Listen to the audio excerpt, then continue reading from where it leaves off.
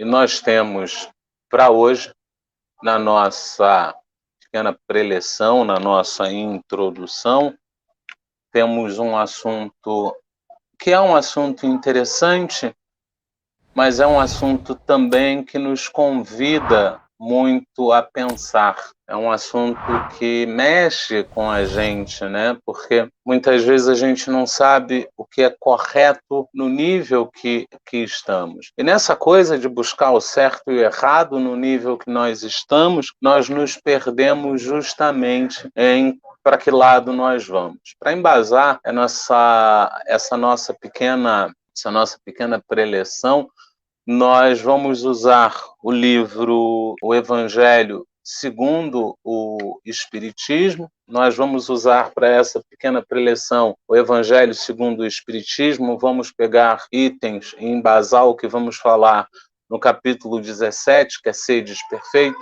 Vamos usar o livro dos Espíritos, vamos usar exatamente a parte terceira das leis morais, capítulo 11, tem 10, lei de justiça, de amor e de caridade. E na área edificante, quem quiser ler um pouco mais, quem quiser pegar um pouco mais, nós recomendamos o nosso irmão Richard Simonetti, uma pessoa muito do bem, uma pessoa que trabalha já há muito tempo para o Espiritismo, tem uma coletânea grande de livros já publicados, né, sempre voltados para as questões morais que a gente tanto precisa trabalhar. E aqui o livro do Richard que trazemos é O Homem de Bem. É um livro tranquilo de ler, é um livro fácil de ler. O Richard ele não escreve rebuscado, ele vai direto ao ponto e vale sim a leitura.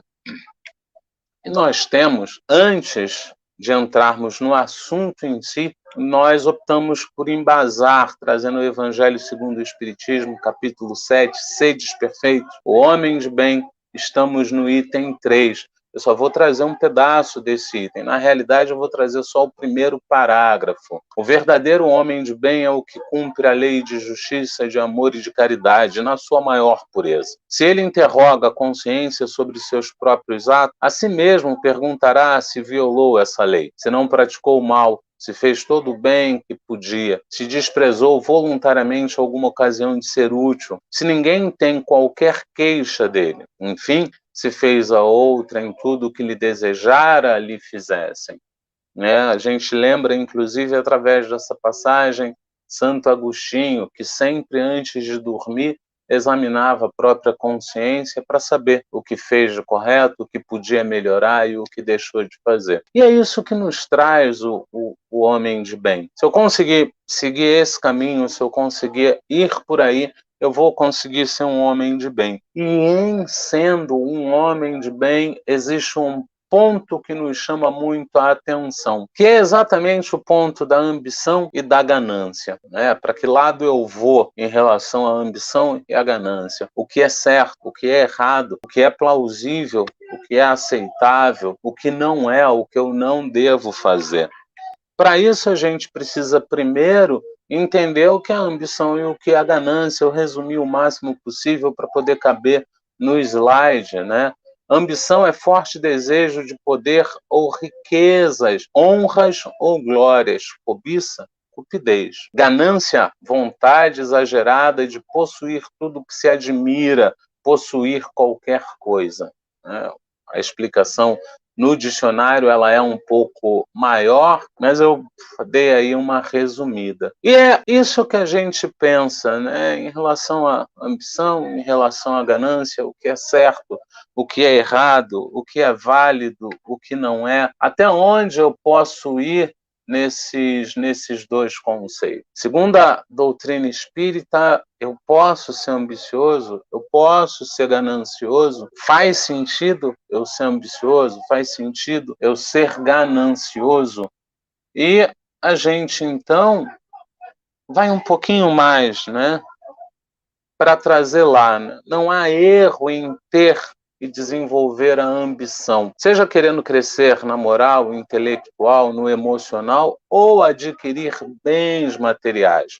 Pelo contrário, isso é o que move as sociedades e faz progredir o planeta. O que importa é executar tais desejos dentro da lei de justiça, de amor, de caridade, dentro da máxima: amar a Deus sobre todas as coisas e ao próximo como a ti mesmo.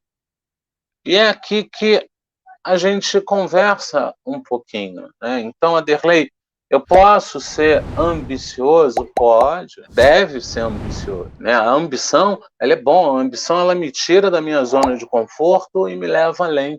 Porque eu não posso ter uma casa melhor num bairro que eu considero melhor, numa condição que eu considero melhor? Por que eu não posso ter o carro X que custa Y se eu posso pagar por esse Y? Por que eu não posso cobiçar e além do nível que eu estou? Pode, claro que pode. Evangelho segundo o Espiritismo, Livro dos Espíritos, está muito claro em todos os dois que não há problema nenhum em eu ter a ambição. O problema estará quando eu começo a passar pelo outro, a enganar o outro, a sair da lei de justiça, de amor e caridade. Quando eu saio dessa lei, eu começo a agredir o outro. Então, o outro está enfermo, ele precisa muito de um medicamento, eu sou farmacêutico, então o medicamento custa X, eu vejo pelas condições que dá para cobrar Y, eu vou lá e cobro, porque